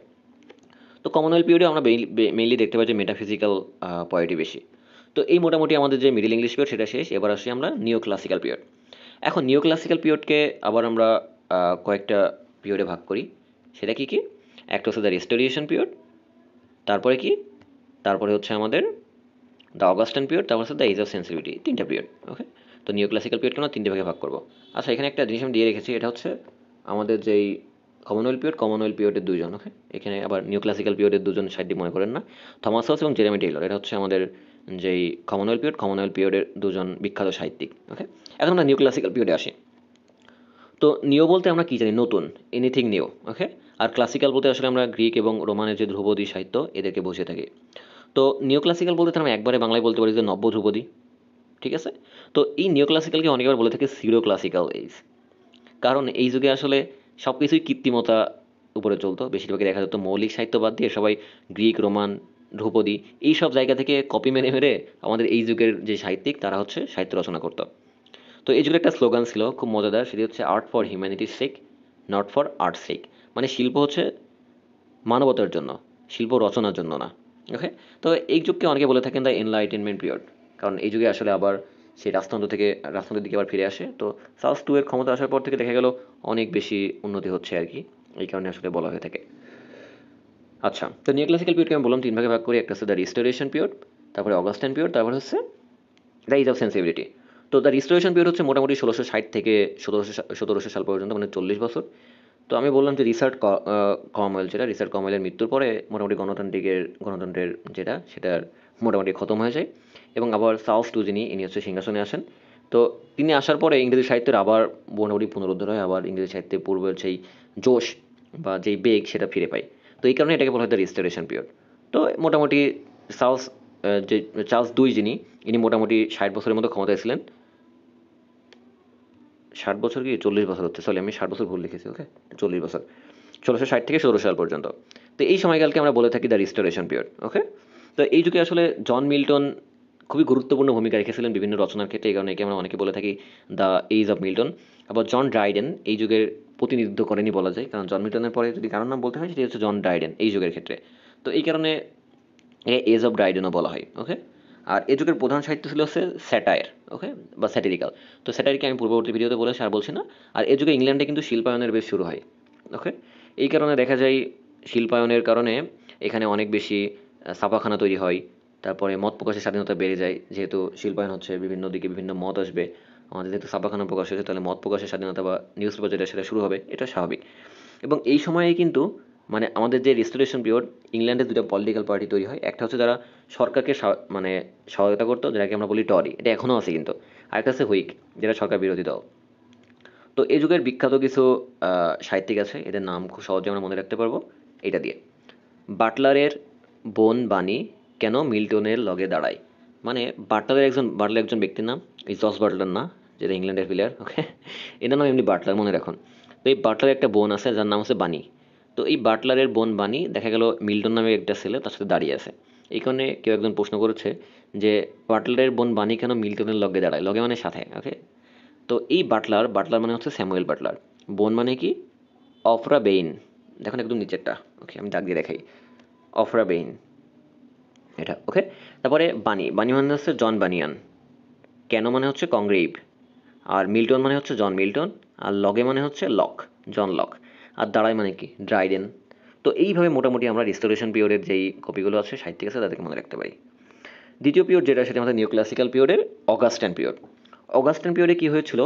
এই রোমান সভ্যতার শ্রেষ্ঠ যেই শাসক বা রোমান সভ্যতার প্রতিষ্ঠাতা আমরা বলতে পারি, তিনি হচ্ছে অগাস্টাস সিজার। অগাস্টাস সিজারের কথা মনে আছে? যখন আমরা ইতিহাস পড়বো তখন আবার মনে করে দেবো, কোনো সমস্যা নেই। তো তিনি মোটামুটি আহ, খ্রিস্টপূর্ব 27 থেকে মোটামুটি খ্রিস্টাব্দ 14 পর্যন্ত তিনি শাসন করেছিলেন। এবং তার সময় কিন্তু যেই রোমান ভূখণ্ড, সেখানে কিন্তু প্রচুর রাজনৈতিক আধিপত্য বিস্তার, শিল্প, তারপরে সাহিত্য চর্চা এখানে কিন্তু অনেক শীর্ষে উঠে যায়। তো এই যে অগাস্টান পিরিয়ডটা কেন বলা হয়, কারণ হচ্ছে 1701 থেকে 1745 পর্যন্ত যে পিরিয়ডটা, 44-45 বছরের, এই সময় দেখা গেল যে এই লেখকরা হচ্ছে এই অগাস্টান পিরিয়ডের যেই মানে অগাস্টাস সিজারের সময়ে যে লেখক ছিল, তিনজন মেইনলি ছিল, ভার্জিল, ওভিড আর হচ্ছে হোরেস। এদেরকে কপি করতো বা অনুকরণ করতো। তো তাদের অগাস্টান পিরিয়ডের বা অগাস্টাস সিজারের যেই লেখক, তাদেরকে যেহেতু অনুকরণ করতো, এই কারণে এটাকে বলা হচ্ছে অগাস্টান পিরিয়ড, ওকে। এবং এটার ডিউরেশন কত? 1701 থেকে 1745 পর্যন্ত, বোঝা গেল? তো এই সময় ব্রিটেনের শাসক মোটামুটি তিনজন ছিলেন পর্যায়ক্রমে, Queen Anne, king George one আর কিং জর্জ টু, ওকে। এবং এই সময় যে লেখনীগুলো ছিল, এগুলো মেইনলি ছিল হচ্ছে আমাদের স্যাটায়ার এবং গথিক নোবেল। তো আলেকজান্ডার পোপ, যিনি এই যুগের আসলে প্রতিনিধিত্ব করেন, এই কারণে অনেকে বলে থাকে হচ্ছে দ্য এইজ অফ পোপ। তো আমি বলেছিলাম নিও ক্লাসিক্যাল যুগকে অনেকে বলে থাকে হচ্ছে সিউডো ক্লাসিক্যাল যুগ। কিন্তু এই তারই একটা পার্ট অগাস্টাইন পিরিয়ড। এই অগাস্টাইন পিরিয়ডকে কিন্তু অনেকে ক্লাসিক্যাল পিরিয়ডে বলে থাকে, ওকে। এটা মনে রাখবেন যে অগাস্টাইন পিরিয়ডকে ক্লাসিক্যাল পিরিয়ডে বলা হয়ে থাকে। তো এই যুগে দেখা গেল আমাদের যে উপন্যাসের চিন্তাধারা, এই চিন্তাধারায় কিন্তু মোটামুটি সব লেখকের একই হয়ে গেল। সবাই ওই কপি মারা শুরু করলো অগাস্টাস সিজারের যে লেখক, তাদেরকে, যে তিনজন মেইনলি। তো এই কারণে দেখা গেল উপন্যাসের, যদিও কপি মারছিল, অনুকরণ করছিল, তারপরে অনেক বেশি উন্নতি সাধিত হয় কিন্তু এই সময়টাতে, ওকে। তো এই যুগে ইংল্যান্ডের মন্ত্রিসভা গঠিত হয় এবং 1702 সাল থেকে কিন্তু আমাদের যে ইংরেজি দৈনিক দ্য ডেইলি কারেন্ট, এই ডেইলি কারেন্ট কিন্তু এই সময় থেকে কিন্তু প্রকাশিত শুরু হয়। তো 1744 সালে আলেকজান্ডার পোপ এবং মোটামুটি 1745 সালে যখন জনাথন সুইফট মৃত্যুবরণ করলো, এই তারপরেই কিন্তু এই যুগের মোটামুটি শেষ হয়ে গেল। তাহলে আলেকজান্ডার পোপ, যিনি এই যুগের প্রতিনিধিত্ব করেন, যার কারণে একে এইজ অফ পোপও বলা হয়, তিনি 1744 সালে। এবং জনাথন সুইফট, যার কথা বললে আমাদের গালিভার্স ট্রাভেলের কথা মনে আসে, ওই সেই লিলিপুট। তো এই জনাথন ট্রাভেল কিন্তু 1745 সালে মৃত্যুবরণ করেন। তো ইনাদের দুজনের মৃত্যুর পরে আসলে এই যুগের যেই বিস্তৃতি, এটা আসলে শেষ হয়ে যায়। তো এখন এই যুগের সাহিত্যিকদের কী করে মনে রাখবো? খুবই সহজ। পোপ একজনের নাম অবশ্যই, আর মোবাইলের সিমে রিসার্চ করা সম্পর্কে আমরা জানি। আর আমার সিম সম্পর্কে, মানে গ্রামীণ ফোন সম্পর্কে ধারণা আছে। এটাকে আমি লিখে গেছি হচ্ছে জেপি, ওকে, জিপিকে আমি লিখেছি জেপি। তাহলে পোপ একজন ব্যক্তি, যিনি, আর ড্যানিয়েল একজন ব্যক্তি। তো এই পোপ হচ্ছে ড্যানিয়েলের একটা জিপি সিম আছে, সেই জিপি সিমে হচ্ছে রিসার্চ করলো। সেটাকে আমি ইংরেজিতে লিখে রেখেছি পোপ রিসার্চ ড্যানিয়েলস জিপি সিম সুইফটলি। তো এটা দিয়েই হচ্ছে মোটামুটি সবগুলো আমাদের যেই এই যুগের সাহিত্যে সেটা চলে আসবে। Alexander Pope, Daniels Defoe, Jonathan Swift, Samuel Richardson, Joseph Addison এবং রিচার্ড স্টিল। তো এই যে যেই কালার কোডিং দিয়ে আছে, কালার কোডিং দিয়ে আপনারা বুঝতে পারবেন আশা করি। এটা আপনারা চাইলে স্ক্রিনশট নিয়ে নিতে পারেন, অথবা আমাকে বললে আমি আসলে এটা দিয়ে দিই, যে আমাকে মেসেজ করে যে ভাই এটা আমার লাগবে, আমি তাকে দিয়ে দিই আসলে, ওকে। কোনো টাকা পয়সা কিছু লাগবে না। এবার আসুন আমরা দ্য এইজ অফ সেন্সিবিলিটি। তো এইজ অফ সেন্সিবিলিটি এটা বলতে আসলে বোঝায় ইন্দ্রিয় পরায়ণতার যুগ। মানে এই যুগে এসে ওই যে ধর্মীয় গোলামি বা অনুকরণ, এইসব বিষয়গুলো চলে যায়। তো সবাই নিজের সেন্স থেকে, রিজন থেকে, ফিলিংস থেকে তার যে অরিজিনাল জিনিয়াস অনুকরণ বাদ দিয়ে সেটি দিয়ে আসলে লেখালেখি শুরু করেন এই যুগে। তো এটা মোটামুটি 1745 থেকে 1798 এই সময় পর্যন্ত চলে এসেছিল, 53 বছর। এই কারণে যেহেতু নিজের সেন্স থেকে অনুকরণ না করে বা ধর্মীয় গোড়ামি না থেকে লিখে, নিজের ফিলিং দিয়ে, সেন্স দিয়ে, রিজন দিয়ে, এই কারণে এই যুগকে বলা হয় দ্য এজ অফ সেন্সিবিলিটি। বোঝা গেল? ডিউরেশন কত? 1745 থেকে 1798। তো এই যুগের সাহিত্যিকদের মধ্যে আসলে নিও ক্লাসিক্যাল এবং রোমান্টিক এই দুই যুগের যেহেতু একটা মিশ্র বৈশিষ্ট্য দেখা যাইতো, এই কারণে একে বলা হতো হচ্ছে দ্য এজ অফ ট্রানজিশন বা যুগ সন্ধিক্ষণকাল। ওকে, মানে দুই ধরনের বৈশিষ্ট্য এই যুগের লেখকদের ভিতরে আমরা পাওয়া যায়। আর ডক্টর স্যামুয়েল জনসন, এই ডক্টর স্যামুয়েল জনসন হচ্ছে আমাদের এই যুগের হচ্ছে শ্রেষ্ঠ বা প্রধান সাহিত্যিক বা আমরা প্রতিনিধিত্বকারী সাহিত্যিক বলতে পারি। এই কারণে একে বলা হয় দ্য এজ অফ জনসন। তো এই যুগের গুরুত্বপূর্ণ কয়েকটা সাহিত্যিকের কথা যদি বলি, তো এটা মনে রাখা অনেক সোজা একটা ট্রিক দিয়ে। সেটি হচ্ছে, ধরুন স্কটল্যান্ড একটা দেশ, রাশিয়া একটা দেশ, তো তারা দুইজন একটা ফিল্ড মানে মাঠের মাঝখানে গেল, ভল্টে গেল। ওকে, তাহলে স্কটল্যান্ডের এক ডক্টর অ্যান্ড মানে এবং রাশিয়ার এক স্বর্ণকার মানে গোল্ড স্মিথ, যেটা আমরা ইংরেজিতে বলি, এরা একটা ফিল্ডের মাঝে গেল। বাইরে থেকে দেখা যাচ্ছিল যে ওই ফিল্ড হচ্ছে গ্রে দেখাচ্ছে, মানে ধূসর দেখাচ্ছে, কিন্তু যখন ভল্টে বা মাঝে গেল, গিয়ে দেখলো এটা হচ্ছে আসলে ব্ল্যাক, মানে কালো। ওকে, তো এটাকে যদি আমি সাজিয়ে লিখি তাহলে কি লেখা যায়? স্কটল্যান্ডের ডক্টর অ্যান্ড রাশিয়ার স্বর্ণকার গ্রে ফিল্ডের ভল্টে গিয়ে ব্ল্যাক, মানে দেখলে সব ব্ল্যাক। এটাতে মনে রাখা যায় স্কটল্যান্ড মানে কি স্যার ওয়াল্টার স্কট, এই যে এটা। ডক্টর মানে কি ডক্টর স্যামুয়েল জনসন, যেটা আগে আমি লিখেছি। ওকে, অ্যান্ড মানে কি এডমন্ড বর্ক। রাশিয়ার মানে কি জিন জ্যাক রুশো। স্বর্ণকর মানে গোল্ডস্মিথ, গোল্ডস্মিথ মানে কি এই যে এই মহাশয় অলিভার গোল্ডস্মিথ। ওকে, এই যে ইনি। তারপরে কি আছে? গ্রে, গ্রে মানে কি তার উপরের মহাশয় থমাস গ্রে। আর ফিল্ড মানে কি? ফিল্ড মানে এই যে এই মহাশয় হেনরি ফিল্ডিং। ওকে, আশা করি মনে থাকবে, অনেক ইজি। তারপরে হচ্ছে ভল্ট, ভল্ট মানে হচ্ছে ভল্টায়ার, একদম উপরে লিখে রেখেছি। ওকে, আর গিয়ে মানে হচ্ছে গোথে, জোনাথন ওলফ্যাং গোথে, ওলফগ্যাং গোথে। আর উইলিয়াম ব্লেক, যেটা হচ্ছে ব্ল্যাক। ওকে, তো এই মোটামুটি ইনারাই হচ্ছেন আমাদের এই যে যেই period the age of sensibility, এই পিরিয়ডের হচ্ছে সাহিত্যিক। গেল, এবার আসি দ্য রোমান্টিক পিরিয়ড। তো এজ অফ সেন্সিবিলিটির পরে আমাদের কিন্তু ফরাসি বিপ্লব শুরু হয়ে যায়। আমরা অলরেডি জানি ফরাসি বিপ্লব কী বা ইংলিশ বিপ্লব কী। তো 1700 মোটামুটি 89 থেকে 1799 এই যে সময়টা, এই সময়টাতে কিন্তু যে রাজতন্ত্র বিলুপ্ত হয়ে গিয়ে আসলে প্রজাতান্ত্রিক আদর্শের যে অগ্রযাত্রা এটি শুরু হয়। তারপরে এই ক্যাথলিক চার্চের ধর্মীয় গোড়ামি এটা কিন্তু মানুষ ত্যাগ করতে থাকে। সেই সাথে আমাদের যে নাগরিকত্ব যে অধিকার, তারপরে যেই রাজতন্ত্রের যে অত্যাচার, এইগুলো সম্পর্কে মানুষ আসলে অনেক অনেক সচেতন হতে থাকে। তো এই যেটাই বিষয়টা, এটাকে আমরা বলে থাকি ফরাসি বিপ্লব। তো আসলে ইংরেজি যে সাহিত্য, সাহিত্যের ইতিহাসে কিন্তু ফরাসি বিপ্লব খুবই গুরুত্বপূর্ণ একটা বিষয়। তো এই যে যেই ফরাসি বিপ্লব, এই ফরাসি বিপ্লব ছাড়াও মোটামুটি 1760 থেকে 1840 পর্যন্ত কিন্তু আমাদের পশ্চিমা বিশ্বে সব জায়গায় মোটামুটি বিভিন্ন বিপ্লব সাধিত হয়। তো এই যে বিপ্লব সাধিত হয়, এই কারণে দেখা গেল নগরায়ন শুরু হলো, আমাদের লোকজন শহরমুখী হলো, তারপরে কলকারখানা বৃদ্ধি পেলো, মানে একটা শিল্পায়ন হয়ে গেল। তো কবিরা কি করলো, এই শিল্পায়নের যুগে তারা আসলে প্রকৃতির জন্য, মানে প্রাকৃতিক যে বাতাস সেটার জন্য অনেক হাহাকার করতে লাগলো। তো তাদের ভিতরে তখন রোমান্টিকতা চলে আসলো। তারা এই সহজের যেই বিষাক্ত পরিবেশ, এটা ছেড়ে আমাদের যে প্রকৃতির সৌন্দর্য, রোমান্টিকভাবে এই প্রকৃতির সৌন্দর্যের দিকে ঝুঁকতে থাকলো। তো এই যে নতুন একটা ভাবধারা বা রোমান্টিসিজম শুরু হলো, এই কারণেই আসলে এই যুগটাকে মোটামুটি 1798 থেকে 1832 এই সময়টাকে আমরা বলে থাকি হচ্ছে দ্য রোমান্টিক পিরিয়ড। ওকে, তো এটা শুরু যিনি করেছিলেন তিনি হচ্ছেন স্যামুয়েল টেইলর কলেরিস, যাদেরকে আমরা সংক্ষেপে বলি এসটি কলেরিস। তারপরে উইলিয়াম ওর্ডসওর্থ। তো এই দুইজন 1798 সালে সম্মিলিতভাবে একটা ব্যালাড, ব্যালাড কি পূর্বে ভিডিওতে বলেছি, একটা লিরিক্যাল ব্যালাড প্রকাশ করেন 1798 সালে। তো তারা যেহেতু এই যে ব্যালাড প্রকাশ করেন, এই কারণে তাদেরকে বলা হয় the pioneer of the romantic period. কে কে? এসটি কলেরিস, আরেকটা হচ্ছে উইলিয়াম ওর্ডসওর্থ। তো রোমান্টিসিজমের উপর আসলে ফরাসি বিপ্লবের প্রভাব অনেক বেশি বড়। ফরাসি বিপ্লবের মাধ্যমে আসলে মৈত্রী, স্বাধীনতা, সাম্য এটি আসলে আমাদের যেই ইংল্যান্ড বা পশ্চিমা বিশ্বে এটি আসে। তো এটিকে আসলে যেহেতু লিরিক্স দিয়ে শুরু হয়েছিল, সুতরাং এটাকে আমরা the golden age of lyrics অথবা দ্য এজ অফ রেভলিউশন বলতে পারি। ঠিক আছে, তো আরেকটা বলে রাখি যে দ্য আগেরটা আমরা পড়েছিলাম দ্য আর্ট ফর হিউম্যানিটির sake, not art for art sake. এটা আসলে আগের যে পিরিয়ড বললাম সেটা একটা স্লোগান। তো এই যে স্লোগান এই পিরিয়ডের, এই যে রোমান্টিক পিরিয়ড, এই রোমান্টিক পিরিয়ডের স্লোগান ছিল আর্ট ফর আর্ট সেক, মানে রচনার জন্য, মানে শিল্পের জন্য রচনা, বাংলা করলে হয়। ওকে, তো এই স্লোগানটি প্রথম যিনি শুরু করেছিলেন তিনি হচ্ছেন অস্কার ওয়াইল্ড। ওকে, অস্কার ওয়াইল্ড হচ্ছে এই পিরিয়ডের একজন বিখ্যাত সাহিত্যিক। তো এই স্লোগান নিয়েই ক্লরেরিস এবং ওয়ার্ডসওয়ার্থ এটি হচ্ছে লিরিক্যাল ব্যালাড প্রকাশ করেন 1798 সালে, এবং তখন থেকেই আসলে এই রোমান্টিক পিরিয়ডের শুরু। তো এই যে লিরিক্যাল ব্যালাড তারা দুজন মিলে সংকলন করেছিলেন, এখানে হচ্ছে মোট 23টি কবিতা ছিল, যার ভিতরে 19টি লিখেছিলেন হচ্ছে ওয়ারসওয়ার্থ এবং 4টি লিখেছিলেন হচ্ছে এই কলিরিজ। এবং এই যুগের যে বৈশিষ্ট্যগুলো ছিল সেটি হচ্ছে আমাদের সাবজেক্টিভিটি, মানে আত্মনিষ্ঠা, যেটা এটা সাহিত্যিকদের ইমাজিনেশনটা তারা অনেক বেশি ব্যবহার করতো, মানে হাই ইমাজিনেশন ছিল। সুপার ন্যাচারালিজম, মানে আধ্যাত্মিক জিনিসপত্র, মানে অতি প্রাকৃতিক, যেটাকে আমরা বাংলায় বলে থাকি। তারপরে নেচারের প্রতি ভালোবাসা, love for nature, love for beauty, humanism, মানবতা, রিভলিউশনারি জেল মানে বৈপ্লবিক যে চেতনা, মিডিয়াভিলিজম মানে মেডিভ্যালিজম বলতে বোঝায় আসলে মধ্যযুগীয় যে বিশ্বাস সেটা, স্পিরিচুয়ালিটি, আধ্যাত্মিকতা, সিম্পলিসিটি ইন এক্সপ্রেশন মানে প্রকাশতার যে সরলতা, প্রিডোমিনেন্স ইন লিরিসিজম মানে লিরিক্সের উপর যারা ভর দেয়, মানে কি বলে ফোর্স করে বা ইম্প্যাক্ট ফেলে, love for freedom and liberty মানে স্বাধীনতার যে একটা ভালোবাসা। এই বিষয়গুলো কিন্তু এই যুগের হচ্ছে মেইন আমাদের ফোকাস ছিল বা বৈশিষ্ট্য ছিল। ওকে, তো এই যুগের যেই সাহিত্যিক তাদেরকে কী করে মনে রাখবো? পায়োনিয়ার দুইজন, এদের দুজন তো অ্যাটলিস্ট আমাদের মনে রাখবে, একটা হচ্ছে উইলিয়াম ওয়াটসন, একটা হচ্ছে এস টি কলারিস। এখন এটা সহ বাকি যেই সাহিত্যিক আছে তাদেরকে মনে রাখার জন্য খুব সুন্দর একটা ছন্দ আমি বের করেছি, সেটি হচ্ছে দর্জি মানে কি, তারা ওই যে কাপড় চোপড় সেলাই করে, তাই না? এখন তো ঈদের সময়, এখন সবাই সেলাই করবে। তো এটা আমরা বলতে পারি একটা দর্জি আছে, তার হচ্ছে দুইটা শালি। ওকে, শালি মানে আমরা কি জানি, শালিকা। ওকে, তো ওয়াও দর্জি দুই শালি বিসিএইচ দিতে রেড ল্যাপটপে জেকে পড়ে। জেকে মানে জিকে, ওই জিকে আমি লিখেছি হচ্ছে জেকে। ওকে, জিকে লিখেছি হচ্ছে জেকে। আর রেড ল্যাপটপ মানে কি, একটা ল্যাপটপে তিনি পড়ছেন, সেই ল্যাপটপের রং হচ্ছে রেড। ওকে, তাহলে ওয়াও দিয়ে আমরা দুইটা জিনিস মনে রাখবো, একটা হচ্ছে ডব্লিউ ও হচ্ছে আমাদের উইলিয়াম ওয়াটসওয়ার্থ। ওকে, এই যে এটা।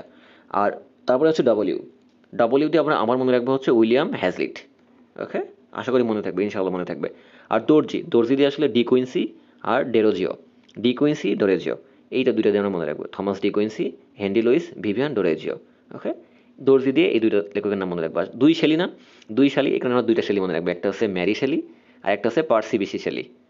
ওকে, আর বি দিয়ে হচ্ছে লর্ড বাইরন, সি দিয়ে হচ্ছে এস টি কলেরিস, এইচ দিয়ে হচ্ছে হোরেস ওয়ালপল, আর রেড মানে হচ্ছে অ্যান র্যাডক্লিফ, এল মানে হচ্ছে চার্লস ল্যাম্ব পুরা নাম, এ হচ্ছে অস্টেন, পুরা নাম হচ্ছে জেইন অস্টেন, পিতে হচ্ছে পুশকিন বা আলেকজান্ডার পুশকিন, আর যেতে হচ্ছে জন কিটস। তো এই যে সাহিত্যিকগুলো, এরাই মোটামুটি আমাদের এই রোম্যান্টিক পিরিয়ডের সাহিত্যিক, আশা করি মনে থাকবে। দ্য ভিক্টোরিয়ান পিরিয়ড, তো রোম্যান্টিক পিরিয়ডের পরে রানী ভিক্টোরিয়া এই সময় হচ্ছে আবার সিংহাসনে আসলেন। তো রানী ভিক্টোরিয়া যেহেতু এই মোটামুটি 1832, যে সময়টা 1832-1901 মানে ভিক্টোরিয়ান পিরিয়ড, এই সময়টার বেশিরভাগ সময় জুড়ে আমাদের রানী ভিক্টোরিয়া যেহেতু সিংহাসনে ছিলেন, তো তার নাম অনুসারে আসলে এই পিরিয়ডকে আমরা বলে থাকি হচ্ছে ভিক্টোরিয়ান পিরিয়ড। তো রানী ভিক্টোরিয়া মোটামুটি 1837 সাল থেকে 1901 পর্যন্ত সিংহাসনে ছিলেন। তো সেই হিসাব করলে তো 1837 থেকে 1901 পর্যন্ত আমাদের ভিক্টোরিয়ান পিরিয়ড উচিত ছিল। 1832 সাল কেন? কারণ হচ্ছে এই যে 1832 সাল থেকে কিন্তু আমাদের ইংল্যান্ডের যে রিফর্মেশন বা সংস্কার আইন, এগুলো কিন্তু প্রচলিত শুরু হয়। এবং এই যুগে মোটামুটি তিনটা, প্রথম, দ্বিতীয়, তৃতীয় রিফর্মেশন অ্যাক্ট বলে, এই তিনটা অ্যাক্ট আসে। তো 1832 সালে প্রথম যে রিফর্মেশন অ্যাক্ট, এটা আসে। আর এই রিফর্মেশন অ্যাক্ট কি, জাস্ট কিছু না, আমাদের নাগরিক অধিকার, যেটা নাগরিক অধিকার প্রতিষ্ঠার কিছু সংস্কার আইন। পরবর্তীতে এটা আমরা বলবো ডিটেলস। ওকে, তো যেহেতু 1832 সালেই রিফর্ম শুরু হয়, মানে ভিক্টোরি হয়, এই কারণে এটাকে আমরা বলতে পারি হচ্ছে 1832 থেকে শুরু হয়েছিল। মেনলি নামকরণ হচ্ছে রানী ভিক্টোরিয়ার কারণে, কিন্তু 1832 সালে প্রথম রিফর্ম অ্যাক্ট শুরু হয়েছিল বলে এই 1837 সালে যে সালে রানী ভিক্টোরিয়া সিংহাসনে বসেছিল তার আগে 5 বছর আগে 1832 সাল থেকে আমরা বলবো এটা হচ্ছে ভিক্টোরিয়ান পিরিয়ড, সেটা মোটামুটি 1901 সাল পর্যন্ত চলেছিল, মানে মডার্ন পিরিয়ডের আগ পর্যন্ত। তো এই সময়টাতে আসলে নোভেলের মানে যেই কি বলে উপন্যাস, এই উপন্যাসের অনেক বেশি উন্নয়ন সাধিত হয়। এই কারণে এটাকে আমরা বলে থাকি the golden age of English novel. Okay, আবার ইংরেজি সাহিত্যের অনেক বেশি অগ্রগতি যেহেতু হয়েছিল, এই কারণে এটাকে বলা হয়ে থাকে অগ্রগতি বা সমৃদ্ধির যুগ। ওকে, এখানে ইন্টারেস্টিং একটা টপিক দিয়ে রেখেছি যে 1815 খ্রিস্টাব্দের 15 জুন ওয়াটারলু যুদ্ধে ডিউক অফ ওয়েলিংটন কর্তৃক নেপোলিয়ন পরাজিত হয়। তো আমি যে বই দেখে এটা আসলে এখানে লিখেছি, সেই বইটা লেখা ছিল, কেন জানি না, কারণ এই পিরিয়ডে হয়তো পড়ে, তো সেই কারণে আমিও লিখে রেখেছি। তো এটা মনে রাখেন না, পরে আমি যখন হিস্ট্রি বলবো সেটা বলবো ইনশাল্লাহ। আর তিনটি রিফর্মেশনের অ্যাক্ট বলেছি আমি, তিনটি রিফর্মেশন অ্যাক্ট এই যুগে প্রকাশিত হয়। এবং এই যে রিফর্মেশন অ্যাক্ট, এই রিফর্মেশন অ্যাক্টের কারণে কিন্তু 1884 সালে আমাদের যেই এই পুরুষরা প্রথম হচ্ছে, মানে প্রত্যেক পুরুষ ভোটাধিকার প্রয়োগ করার সুযোগ পায়। কিন্তু আগে শুধু যাদের সম্পত্তি ছিল অনেক বেশি, মানে যারা জমিদার টাইপের, তারাই কিন্তু ভোট দিতে পারতো। কিন্তু 1884 সালে রিফর্ম অ্যাক্টের কারণে সবাই ভোট দিতে পারতো। তাছাড়া পুরুষের পাশাপাশি নারীদেরও কিন্তু এই যুগে অনেক বেশি অগ্রগতি সাধিত হয়। এবং কৃষিভিত্তিক যে সমাজ, এটা ভেঙে কিন্তু শিল্প কারখানা আসলে বৃদ্ধি হতে থাকে। এবং বিবর্তনবাদ, তারপরে কমিউনিজম, মানে চার্লস ডারউইন যিনি বিবর্তনবাদ দিয়েছিলেন, তারপরে কমিউনিজম, এই বিষয়গুলোর ধারণা কিন্তু এই ভিক্টোরিয়া নিজেই আসে। তারপরে শ্রেণী সহিংসতা, যেটা সংগ্রামের যে সহিংসতা, এই সহিংসতা পরিহার করার জন্য দ্য ফ্যাবিয়ান সোসাইটি গঠিত হয়। এবং এই ফ্যাবিয়ান সোসাইটির কিন্তু অন্যতম একজন সদস্য ছিলেন হচ্ছে জিবি শ, মানে যাকে আমরা বলি জর্জ বার্নার্ড শ। ওকে, এবং এটি মোটামুটি 1843 সালে আসলে প্রতিষ্ঠিত হয় এবং 1833 সালে কিন্তু দাস প্রথা বিলুপ্ত হয়, এটা আমরা জানি। তো রেল ও জাহাজ শিল্পে কিন্তু অনেক উন্নতি সাধিত হয় ভিক্টোরিয়ান এজেই। তো এগুলো সাহিত্যের সাথে কোনো মানুষের রিলেশন নেই, কিন্তু এই যুগে যেহেতু সাধিত হয় এই কারণে আমি কয়েকটি তথ্য দিয়ে রেখেছি একটা বই থেকে। ওকে, তো যোগাযোগের জন্য আসলে স্টিফেনসন আসলে রেল আবিষ্কার করেন, এটা অনেক গুরুত্বপূর্ণ যে কে রেল আবিষ্কার করেন, স্টিফেনসন। তো এই যুগকে আমরা মোটামুটি দুইটা ভাগে ভাগ করতে পারি, ওই যে বললাম বানান ভুল লিখে রেখেছি, সেটা রেফালিক লিখে রেখেছিলাম, এটা হচ্ছে রেফালাইটস। ওকে, একটা হচ্ছে দ্য প্রি রেফালাইটস আর একটা হচ্ছে অ্যাস্থেটিজম অ্যান্ড ডিকেইডেন্স। তো রেফালাইটস বলতে বোঝায় আসলে দ্য প্রি রেফালাইটস ব্রাদারহুড নামে একটা সংঘ ছিল তখন, এই মানে এই 1848 থেকে 1860 পর্যন্ত। যেহেতু এই দ্য প্রি রেফালাইটস ব্রাদারহুড নামে এই সংঘটা ছিল, এই কারণে আসলে এটাকে বলা হয় দ্য প্রি রেফালাইটস পিরিয়ড। ওকে, তো এই প্রি রেফালাইটসের পূর্ব নামও কিন্তু ছিল দ্য প্রি রেফালাইটস ব্রাদারহুড, মানে এই যুগটাকেই বলা হতো।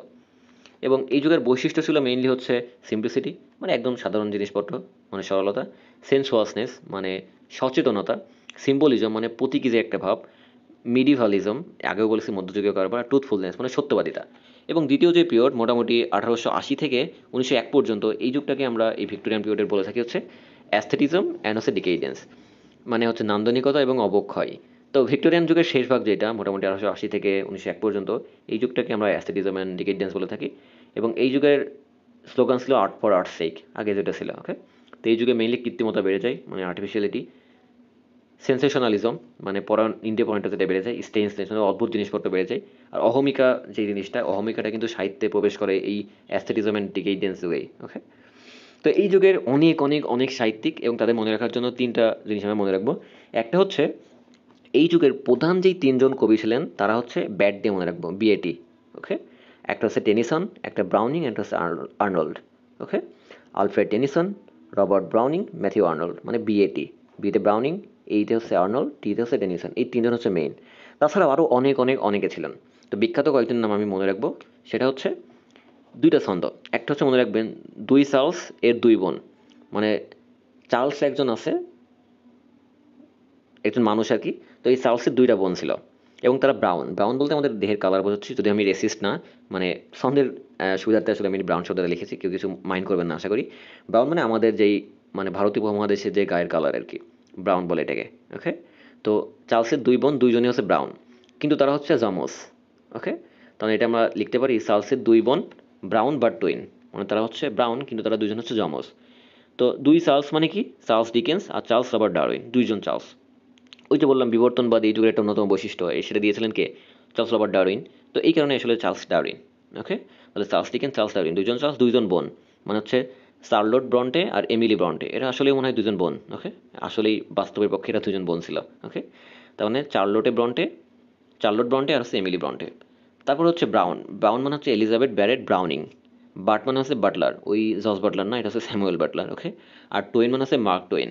তো এই যে যেই মোটামুটি হচ্ছে সাতজন, সাতজনের নাম অলরেডি মুখস্থ হয়ে গেল। এখন আরও অনেকে আছে, সেটা আমরা এটাতে মনে রাখতে পারি। তো এই যে যেই চার্লসের দুই বোন, দুজনই ব্রাউন কিন্তু টুইন, এদের যে মা, এই মা আবার হোয়াইট, তিনি কিন্তু ব্রাউন না। এদের মা আবার হোয়াইট, মানে ফর্সা সাদা, যেটা আমাদের ওয়েস্টার্ন ওয়ার্ল্ডে দেখা যায়। ওকে, মানে ইউরোপ আমেরিকার লোক যারা, অবশ্যই এখানে নিগ্রোয়েডও আছে। তো এই যে যেই হোয়াইট অ্যান্ড হার্ড, মানে ওর মা যে ছিল, এই দুই বোনের মা হচ্ছে অনেক শক্ত একজন মহিলা এবং হোয়াইট। তো তাই বলে 2 মাস, 2 মাসকে আমি ইংরেজিতে লিখেছি 2 মাস। ওকে, 2 মাস একটা ওয়াইল্ড আছে যেখানে মেইনলি হচ্ছে আমাদের গোলাপ ফুল ফোটে, একটা জঙ্গল। এই গোলাপের জঙ্গলে একটা মিল আছে। মিল মানে কি, যেখানে বিভিন্ন জিনিস তৈরি করা হয়। তো এই মিলের একটা চরকি আছে, চরকি মানে যেটা ঘোরানো যায় আর কি, এরকম একটা মিলের একটা চরকি আছে এরকম। তো এই চরকি মিলে শান্তিতে, মানে পিসের সাথে পিস। ওকে, তো শান্তিতে তাল আর আলু দিয়ে হাওয়াই পিঠা ভাজতো। ওকে, এদিকে তাদের মেয়ে হয়ে গেছে ব্রাউন, কিন্তু তার কোনো টেনশন নেই। সে একটা হার্ড মহিলা, হার্ড হোয়াইট, যে 2 মাস ধরে প্রায় প্রতিদিন মানে রোজ ওয়াইল্ডে চরকি মিলে শান্তিতে তাল আলুর হাওয়াই পিঠা ভাজে। তো এটাকে যদি একবার আমি বলি, হার্ড হোয়াইট মা 2 মাস রোজ ওয়াইল্ডে চরকি মিলে শান্তিতে তাল আলুর হাওয়াই পিঠা ভাজে। তো এইখান থেকে আসলে সবগুলো সাহিত্যিকের নাম এখানে চলে আসবে। দেখুন, হার্ড মানে কি, থমাস হার্ডি; হোয়াইট মানে কি, ওয়াল্ট হোয়াইটম্যান; মা মানে কি, কার্ল মার্কস; আর 2 মাস মানে কি, আলেকজান্ড্রে দুমাস; রোজ মানে কি, ক্রিস্টিনা রোজেটি; ওয়াইল্ড মানে কি, অস্কার ওয়াইল্ড। তারপরে চরকি মানে কি, চরকি দিয়ে মনে রাখবেন গোর্কি। ওকে, তার মানে ম্যাক্সিম গোর্কি, খুবই বিখ্যাত একজন লেখক, ওনার অনেক বই আমরা পড়ি, আমিও পড়েছি, কিন্তু এই মুহূর্তে আমার বইয়ের নাম মনে আসছে না। তবে শান্তিতে মানে কি, পিস। তো একজন সাহিত্যিক আছে যার নাম হচ্ছে উইলিয়াম মেক পিস। ওকে, তো এই পিস দিয়ে মনে রাখবেন উইলিয়াম মেক পিস। পুরো নাম হচ্ছে উইলিয়াম মেকপিস থ্যাকরেই। ওকে, তারপরে তাল, তাল মানে হচ্ছে লিও টলস্টয়, খুবই বিখ্যাত একজন লেখক, ভোলার কোনো কারণ নেই। আলু মানে হচ্ছে এডগার অ্যালান বই, অ্যালান থেকে আলু। ওকে, হাওয়াই মানে কি হাউথর্ন, মানে নাথানিয়েল হাউথর্ন। পিঠা মানে কি ফিঠা, মনে রাখবেন ফিঠা, এই নোয়াখালীর মতো উচ্চারণ করবেন ফিঠা, মানে ফিটজেরাল্ড। ওকে, এডওয়ার্ড ফিটজেরাল্ড। আর ভা মানে ভিক্টর হুগো, যে মানে হচ্ছে জর্জ এলিয়ট। তো এই মোটামুটি এনারাই ছিলেন হচ্ছে আমাদের এই যে পিরিয়ড, এই পিরিয়ডের হচ্ছে সাহিত্যিক। এবার আসলে মডার্ন পিরিয়ড। তো মডার্ন পিরিয়ড হচ্ছে মোটামুটি 1901 থেকে 1939 সাল পর্যন্ত। এবং এই সময় আমরা জানি যে রানী ভিক্টোরিয়া 1901 সালে মারা যায়। তো রানী ভিক্টোরিয়া মারা যাওয়ার পর থেকে এরপরে দুইটা বিশ্বযুদ্ধ আমরা জানি, 1914 থেকে 1918 প্রথম বিশ্বযুদ্ধ, এবং 1939 সালে দ্বিতীয় বিশ্বযুদ্ধ শুরু হয়। তো এই যে 1901 সালে রানী ভিক্টোরিয়া মারা গেল, তারপর থেকে 1939 সাল মানে দ্বিতীয় বিশ্বযুদ্ধের শুরু, এই পিরিয়ডটাকে আমরা বলে থাকি হচ্ছে দ্য মডার্ন পিরিয়ড। তাহলে 1901 থেকে 1939 সাল পর্যন্ত যে সময়, এটাকে আমরা বলে থাকি the modern period of English literature. তো এই সময় আসলে দেখা যায় গতানুগতিক যেই সাহিত্যিক ধারা, এটা আসলে সাহিত্যিকগণ পরিহার করতে থাকে, এবং পরিহার করে এটা সমাজতন্ত্র, যেটা সোশ্যালিজম, এই সমাজতন্ত্রের যে ধারণা, এটা আসলে সাহিত্যিকদের মাথায় ঢুকতে থাকে। তো এই সময়টাকে আমরা আধুনিক যুগ মডার্ন পিরিয়ড বলি, এবং এটাকে আমরা দুই ভাগে ভাগ করতে পারি। একটা হচ্ছে এডওয়ার্ডান পিরিয়ড, একটা হচ্ছে জর্জিয়ান পিরিয়ড। এটা ডিপেন্ড করে কোন রাজা তখন শাসন করছিল, আগে ভিক্টোরিয়ান যুগ বা জ্যাকোবিয়ান যুগ বা ক্যারোলিন যুগ বা এলিজাবেথান পিরিয়ড, যেরকম ইংল্যান্ডের শাসকের উপরে নির্ভর করে, এটাও সেরকম। এডওয়ার্ডান যুগ কেন বলছি আমরা 1901 থেকে 1910, কারণ এই সময়টাতে দাদা সপ্তম এডওয়ার্ড হচ্ছে ইংল্যান্ড শাসন করেছিলেন। আর জর্জিয়ান পিরিয়ড কেন বলছি 1910 থেকে 1936 পর্যন্ত, কারণ এই সময় হচ্ছে পঞ্চম জর্জ শাসন করেছিলেন। বুঝে গেল? এখন এই পিরিয়ডের কিছু বৈশিষ্ট্য আছে, সেটা হচ্ছে স্ট্রিম অফ কনসাসনেস, মানে সচেতনতার যে ধারা, এটাই এখানে ছিল। ইন্টেরিয়র মনোলগ, মানে অন্তর্ভাষণ, মানে নিজের অন্তর থেকে কোনো কিছু বলা, এটা এই যুগের বৈশিষ্ট্য ছিল। তারপরে সাইকোলজিক্যাল কমপ্লেক্সিটি অ্যান্ড ক্রাইসিস, মানে মানসিক যে দ্বন্দ্ব, এই এই জিনিসটা কিন্তু এই সময়ের যে সাহিত্যগুলোতে দেখা যায়। ডাউট, ফেয়ার, কনফিউশন, ফ্রাস্ট্রেশন, মানে সন্দেহ, ভয়, দ্বিধাবোধ, তারপরে যেটাকে হীনমন্যতা, এই বিষয়গুলো এখানে ছিল। আরবানাইজেশন, নগরায়ন, symbolism, psychoanalysis, individualism, the breakdown of establish values, তারপরে ক্রিটিক টেকনোলজি, মানে টেকনোলজির যে সমালোচনা, এই বিষয়গুলো কিন্তু এই যুগের যে সাহিত্য, এটার হচ্ছে বৈশিষ্ট্য। এখন এই মডার্ন যুগ এবং পোস্ট মডার্ন যুগ, এখানে আসলে অনেক অনেক অনেক সাহিত্যিক, সবগুলো দিয়ে আসলে আমি কোনো ছন্দ আমি বানাতে পারিনি, আমি আন্তরিকভাবে আমি দুঃখিত। পরে যদি আমি বানাতে পারি আপনাদেরকে বলে দেবো। তো আপাতত সাহিত্যিকদের নাম আপনারা পড়ে রাখুন, যতগুলো মুখস্থ করা যায়, আসলে কিছু করার নেই। তো কয়েকজনের নাম অলরেডি আপনাদের মনে থাকবেই। একটা হচ্ছে জর্জ বার্নার্ড শো, অনেক বিখ্যাত লোক, আপনাদের মনে থাকবেই। উইলিয়াম সমারসেট মম, অনেক বিখ্যাত, আপনাদের মনে তো থাকবেই। তারপরে আর্নেস্ট হেমিংওয়ে, অনেক বিখ্যাত। তারপরে হচ্ছে James Joyce, E M Forster, sir Winston Churchill, ইনাদের নাম আসলে এমনি মনে থাকবে। তারপরে বার্টন রাসেল, ইনাদের নাম অলরেডি মনেই থাকবে আপনাদের, যে ইনারা মডার্ন যুগের সাহিত্যিক। তারপরেও বাকি যারা আছে এদের নাম কয়েকবার আপনারা পড়বেন, যতদূর মুখস্থ করা যায়, এবং আমি পরবর্তীতে ছন্দ বানানোর চেষ্টা করব। তো ইনারাও আরও কয়েকজন আর কি, Fidel Castro, EM Milford, Amartya Sen, Thomas Carlyle, Dylan Thomas, তারপরে আর কে নারায়ণ, তারপরে ল্যাংস্টন হিউজ, ইনারা। ওকে, এবার post modern period. Post modern period কি? পোস্ট মডার্ন পিরিয়ড হচ্ছে আমাদের যেই 1939 সালে দ্বিতীয় বিশ্বযুদ্ধ শুরু হলো, এই দ্বিতীয় বিশ্বযুদ্ধ থেকে শুরু করে বর্তমান সময় পর্যন্ত যেটা চলছে, এটাই হচ্ছে পোস্ট মডার্ন পিরিয়ড। তো এই যুগে সাহিত্যিকদের যে লেখালেখির মূল বস্তু, এটি হচ্ছে স্ট্রিম অফ কনসাসনেস, মানে যেই একটা ধারা সচেতনতার, এবং the use of interior monologue, মানে যে অন্তর্ভাষণ, এটা যে ব্যবহার, যেটা আমরা মডার্ন পিরিয়ডেও দেখতে পেরেছি। তো এই দুইটা জিনিসই হচ্ছে এই যুগে যে পোস্ট মডার্ন পিরিয়ড, এখানে বেশি দেখা যায়। তো এখানে যে নাটকগুলো তৈরি হচ্ছে, এই মূল উপজীবন হচ্ছে মানুষের অস্তিত্ব এবং চেষ্টা অর্থহীন। ওকে, তো এই যুগে ইংরেজদের চেতনায় সমাজতন্ত্র ব্যাপক প্রভাব বিস্তার করে, লাইক মডার্ন পিরিয়ড। এবং এই যুগের বৈশিষ্ট্য হচ্ছে ব্রেক দ্য ট্রেডিশন, মানে ট্রেডিশনকে ভেঙে ফেলো, ফ্রাগমেন্টেশন, টুকরো করে ফেলো, আর ডিস্ট্রাস্ট দ্য অথরিটি, মানে অথরিটিকে বিশ্বাস করো না। তারপরে প্যারাডক্স, স্ববিরোধিতা, আনরিয়েলিস্টিক, সেলফ রিফ্লেক্সিটি, এই বিষয়গুলো হচ্ছে আমাদের পোস্ট মডার্ন পিরিয়ডে আমরা দেখতে পেরেছি। এবং এই যুগে সাহিত্যিক অনেক, এটা আমি কোনো ছন্দ ব্যবহার করতে পারিনি, আসলে কোনো বের করতে পারিনি। আপনারা যদি পারেন বের করে আমাকে জানাবেন, আর আমি পরবর্তীতে চেষ্টা করবো যখন আমার সময় হয়। তো এই যুগে কয়েকটা সাহিত্যিকের নাম তো বলতেই হয়, সেটা হচ্ছে টেড হিউজ, তারপরে হচ্ছে আমাদের এপিজে আবুল কালাম স্যার, এনার নাম তো মনে থাকবেই। তারপরে বাংলাদেশি কয়েকজন আছে, সালমান রুশদির কথা আমরা জানেন, যিনি ভারতীয়। জেকে রাওলিংয়ের কথা কেই না জানে, অরুন্ধতী রয়ের কথা কে না জানে, অমিতাভ ঘোষ। তারপরে মনিকা আলী, যিনি বাংলাদেশি, তামিল নাম বাংলাদেশি। তারপরে sir Arthur Miller, Nelson Mandela, ইনাদের কথা আসলে আপনাদের এমনি মনে থাকবে। তো এরকম অনেক অনেক অনেক আছে, ইনাদের কথা আপনারা যতটুকু পারেন ততটুকু মনে রাখার চেষ্টা করবেন। ওকে, তো আজকের মতো এই পর্যন্তই। ভিডিওটি একটু বড় ছিল, তারপরে আমি আশা করি আপনারা কিছু বুঝতে পেরেছেন। পরবর্তী ভিডিওতে আমরা বিভিন্ন পিরিয়ডের যে কবিগুলো আমরা পড়লাম আজকে, বা সাহিত্যিকগুলো, এই সাহিত্যিকদের ডিটেলস আমরা জানবো, এবং পরবর্তী ভিডিওটা হবে আমাদের ওল্ড ইংলিশ পিরিয়ড। ওকে, তো আজকের মতো এই পর্যন্তই। সবাই ভালো থাকবেন, সুস্থ থাকবেন, এবং আমার জন্য দোয়া করবেন। আসসালামু আলাইকুম রহমতুল্লাহ।